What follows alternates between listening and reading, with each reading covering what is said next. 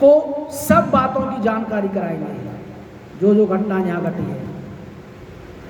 तब मेरे पिता अपने भाई बंधुओं के साथ आपकी आज्ञा का पालन करेंगे, इसमें संदेह नहीं है। वो मान जाएंगे, क्योंकि उनको भी मालूम है कि पार्वती शिव की प्राप्ति के लिए तपस्या कर रही है। जब मैं पहले प्रजापति दक्ष की कन्या थी और मेरे पिता ने आपके हाथ में मेरा हाथ दिया था, उस समय आपने शास्त्रोक्त विधि से विवाह का कार्य पूरा नहीं किया था, जैसा कि मैंने उस दिन भी बताया था तुमको। ये तो एक उनकी लव मैरिज हुई है, सॉरी, बोलो वृंदावन में हरिला। उस टाइम तो पाण ग्रहण प्रभाव उन्होंने कर दिया, हाथ पे हाथ धर दिया, सती को शिव के रूप में पार्वती शिव को दे दिया था। अब धूमधाम से विवाह तो अब होगा, बारात लेके आना पड़ेगा, सारी रीति रिवाज करनी पड़ेंगी। तो इस प्रकार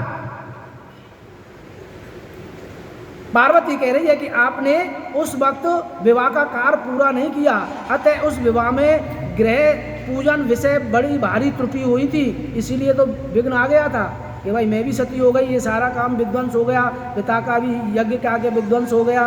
अगर कोई भी पाठ पूजा शुभ कर्म कराया जाता है, यदि उसमें गणपत पूजा आदि नवग्रह पूजा नहीं की जाती है तो उसमें विघ्न ही फैलता है, और गणेश भगवान विघ्न विनाशक हैं, इसलिए सर्वप्रथम गणेश भगवान की पूजा की जाती है।